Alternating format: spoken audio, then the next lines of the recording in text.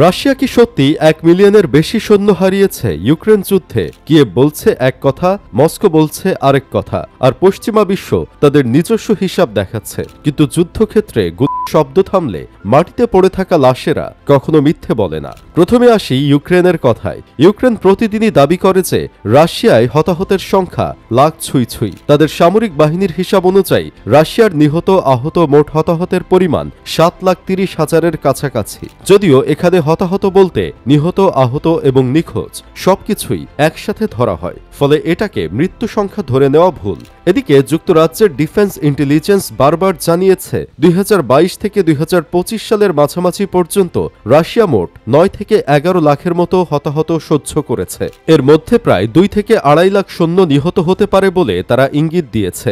পশ্চিমা সামরিক বিশ্লেষকদের মতে রাশিয়ার হতাহতের আসল পরিমাণ সম্ভবত এই রেঞ্জের মধ্যেই ঘোরাফেরা করছে। কিন্তু এখানেই সবচেয়ে বড় ধাঁধা হলো রাশিয়া নিজের সংখ্যা গোপন করে আর ইউক্রেন সংখ্যা বাড়িয়ে বলে, ফলে সত্যটা মাঝখানের কোথাও আটকে যায়। এবার আসা যাক স্বাধীন তদন্তের দিকে, যেগুলোকে সাধারণত সবচেয়ে নির্ভরযোগ্য ধরা হয়। রাশিয়ার ভেতরের স্বাধীন সংবাদ মাধ্যম মিডিয়া জোনা এবং বিবিসি রাশিয়ান একসঙ্গে একটি বড় ডেটাবেস তৈরি করেছে।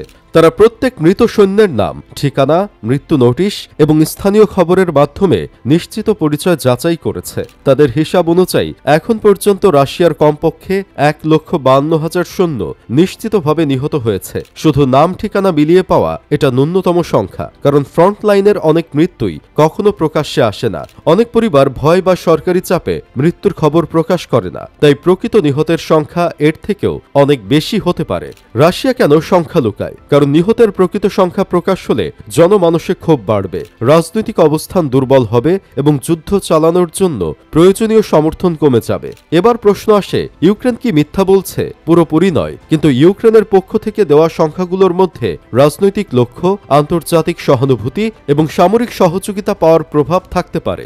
যুদ্ধের সময় প্রতিটা পক্ষই চায় নিজেদের সাফল্য দেখাতে এবং শত্রুপক্ষকে বড় ক্ষতিগ্রস্ত হিসেবে তুলে ধরতে, তাই ইউক্রেনকে সম্পূর্ণ ভুল বলা যায় না, কিন্তু তাদের সংখ্যা 100% সত্যও নয়। এদিকে পশ্চিমা রাজনৈতিক মহলেও নানা বক্তব্য পাওয়া যায়। যুক্তরাষ্ট্রের পররাষ্ট্রমন্ত্রী মার্কো রুবিও সম্প্রতি বলেছেন, শুধু 2025 সালের প্রথমার্ধেই রাশিয়া অন্তত 1 লাখ সৈন্য হারিয়েছে। এই সংখ্যা ব্রিটিশ গোয়েন্দা সংস্থার অনুমানের সঙ্গেও মিলে যায়। সব মিলিয়ে পশ্চিমা মূল্যায়ন বলছে রাশিয়ার মোট নিহত 2 থেকে 2.5 লাখ আর মোট হতাহত প্রায় 9 থেকে 11 লাখের মধ্যে। এখন বড় প্রশ্ন, এত লোক মারা গেলে রাশিয়ার সেনাবাহিনী টিকে কিভাবে? সামরিক গবেষণা প্রতিষ্ঠানের তথ্য অনুযায়ী রাশিয়ার মোট সামরিক জনবল প্রায় 35 থেকে 36 লাখ, যার মধ্যে সক্রিয় সৈন্যই 13 লাখের মতো। রিজার্ভ ও অন্যান্য বাহিনী যোগ করলে জনবল এখনও বিশাল। কিন্তু এই যুদ্ধ রাশিয়ার ভেতরে শ্রমবাজার, অর্থনীতি এবং জনসংখ্যায় দীর্ঘমেয়াদী চাপ তৈরি করছে। হাজার হাজার তরুণ আহত হয়ে ফিরে আসছে,